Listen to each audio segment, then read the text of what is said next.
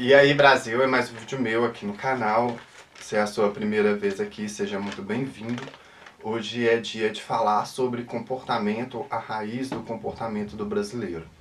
Eu queria dedicar esse vídeo a um amigo aqui do Facebook, ao Marcelo Teles, em função de uma discussão a respeito da lei de trânsito. Eu resolvi fazer esse vídeo e dedicar a ele.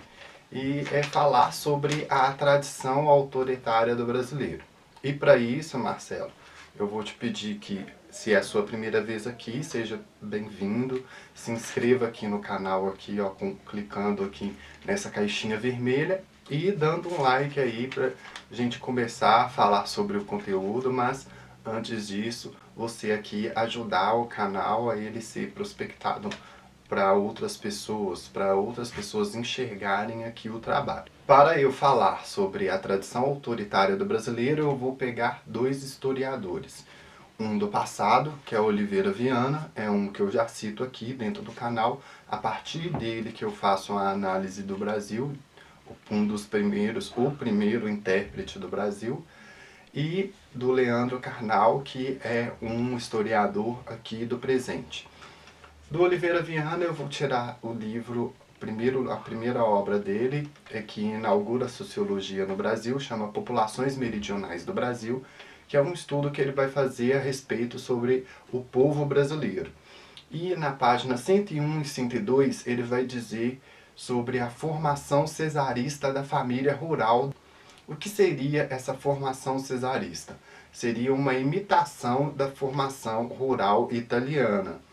Quando você pega o termo cesarista e vai estudar o que ele diz, ele remete a governo dos Césares romanos, ou então mesmo a autocracia, a despotismo, ao autoritarismo. E o Oliveira Viana falava dessa formação cesarista quando ele ia dar a importância do papel do homem, do papel do pater familias, do papel do pai das famílias, de como ele administrava a sua casa e, no conjunto, avaliando a sociedade rural, como ela era administrada pelo pater familias, que era o dono do engenho, o dono do casarão, ou da fazenda, ou das terras.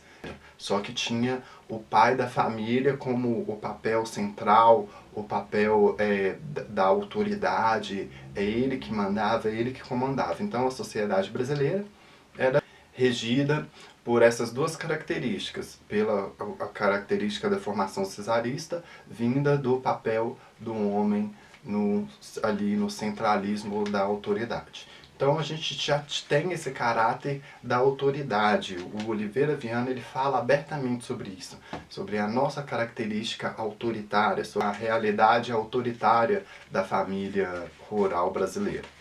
Depois disso, o Oliveira Viana ele vai falar a respeito de abusos.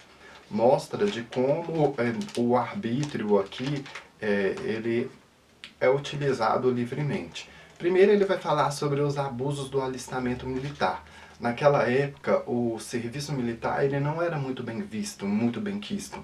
Na realidade, ele era utilizado como reprimenda a baderneiros, a transgressores da lei, a pessoas que davam trabalho, vamos dizer, que eram arruaceiros. E não sou eu que estou falando isso, é o autor. O serviço militar ele não era bem visto, então ele era um objeto de ressocialização do baderneiro, do arruaceiro. Colocava o cara no exército e o cara se endireitava. O alistamento militar ele era utilizado para isso, para corrigir esses caras que, vamos dizer, ficavam na rua fazendo baderna. Depois ele vai incitar guerra civil, organização de tropa paramilitar para enfrentar os abusos do Estado. Ali na página, acho que é 286, 283 do livro Populações Meridionais do Brasil, você começa a ver a tendência da mentalidade golpista do Oliveira Viana. Ele vai citar na página 360 os abusos que eram cometidos pelos dizimeiros e pelos cobradores de impostos, que veio a ser corrigido acho que a regência chegou a corrigir esses certos abusos por conta de excesso de imposto. Uma análise entre a sociedade brasileira, americana e europeia, as duas últimas têm um sistema de proteção contra abusos, porque tem instituições e franquias que fazem o peso e o contrapeso e acaba protegendo a sociedade europeia e americana de abusos, o que não tinha aqui. Não tinha nenhum sistema de freio e contrapeso que amenizasse essa questão dos abusos que a sociedade brasileira sofria, não somente com parte de autoridades que cobravam impostos, mas também da caudilhagem local. Depois de falar sobre Oliveira Viana, agora eu pego um historiador do presente, né? o Leandro Carnal, a sua fala no último programa Roda Viva. E ele vai dizer sobre a nossa história de violência, e principalmente no que se diz a sucessão de golpes de poder, de tomada de poder que teve no Brasil. Só que primeiro ele fala sobre as nossas revoluções e o fato de que a gente sempre busca amenizar esse aspecto de violência do brasileiro. E aí ele fala das revoltas. Eu, como mineiro, já falo sobre a Inconfidência Mineira. Teve também a Conjuração Baiana, também a Revolução Farroupilha, e fora outras guerras, a Guerra dos Canudos, Guerra dos Emboabas e Guerra dos Mascates. E depois ele vai citar a questão da sucessão de golpes que teve no Brasil. E ele começa falando sobre a independência, de que a independência foi um golpe, a maioridade imposta ao regente para assumir o poder e ter a idade de 40 anos também foi um golpe. Fala do golpe da República, logo em seguida essa República que nasceu de um sentimento reacionário à abolição da escravatura e tendiam, né, a abolir a abolição. E logo tem o golpe de Floriano Peixoto, depois o golpe de 1930, que derruba Washington Luiz e impede Júlio Prestes de assumir a presidência da República.